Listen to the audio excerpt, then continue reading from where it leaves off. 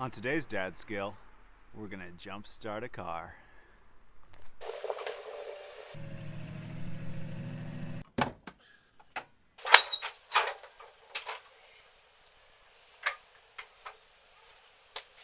Definitely got some animals living under the hood. Today we're jump starting a car. Jump starting a car is in the upper echelon of dad skills. It's got a little bit of danger, it's automotive, it's DIY, so we're gonna jump start that car with this truck. It's been sitting out for a couple of months and the battery died. So when you get a dead battery, what do? The easiest way to start a car with a dead battery is to just call AAA.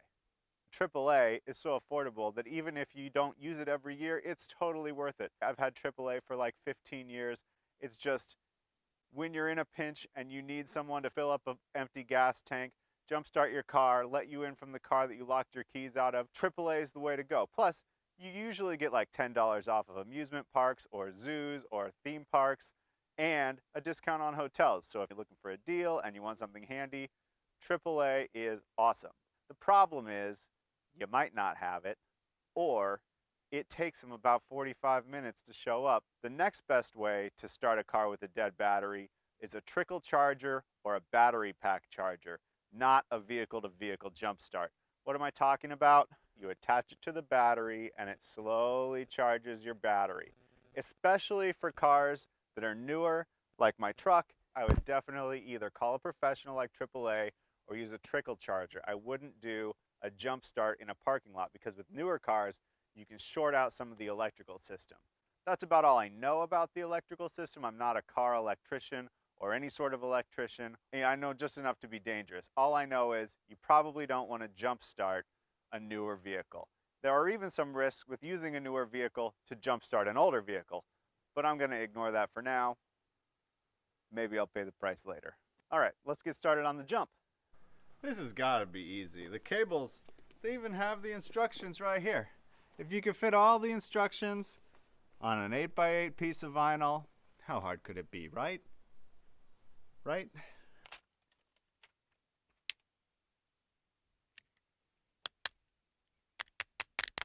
Yeah, don't do that. These aren't connected to anything. So when you open up the battery, usually you'll have a red terminal and a black terminal. Red is hot, black is negative or neutral. First step, make sure the clamps don't touch. Both the ones in your hands and the ones on the ground that you're going to connect to the other vehicle. First, start with the hot.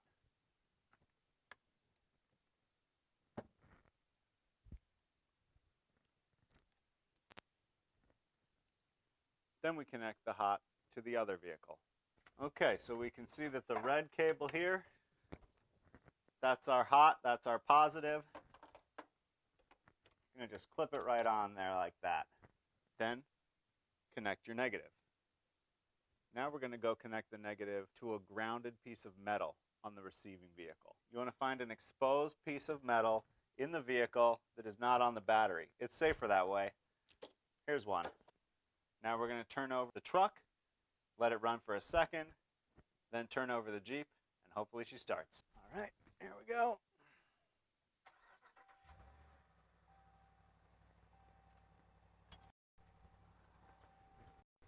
The truck's running. I'm going to give it like 30 seconds to give the Jeep a little juice before I try and start the Jeep. Okay, moment of truth.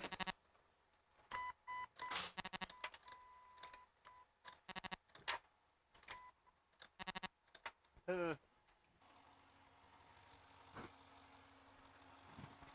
may just need a minute. I don't know how this works.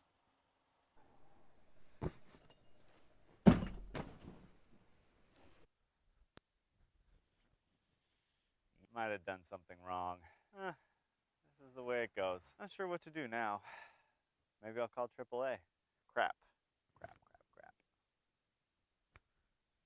The jump start didn't work. I really thought it was gonna work. It definitely took me by surprise that it didn't jump because it hadn't been sitting that long, a couple of weeks, so I thought that a jump would just start it right up. But you know, that's the deal with working with cars sometimes. So I pulled the battery out, and so we're gonna use the trickle charger, and I'm gonna plug it in and see how it goes. We'll see. Maybe I'll be buying a new battery. Only one way to find out.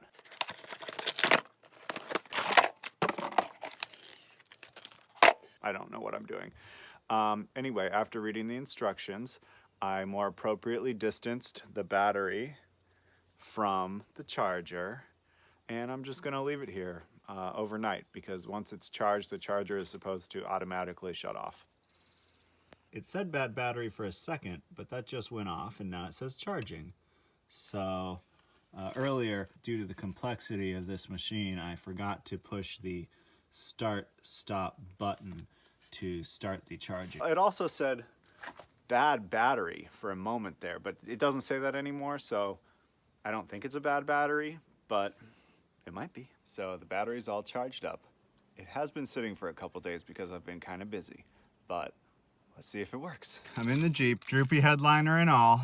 Now, this is the real test. Now I guess we'll see if the trickle charge worked, and if that didn't work, then we're just gonna replace the battery. And if that doesn't work, then I'm gonna throw away the whole damn car.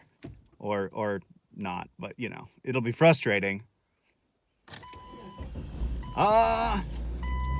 It worked! It worked!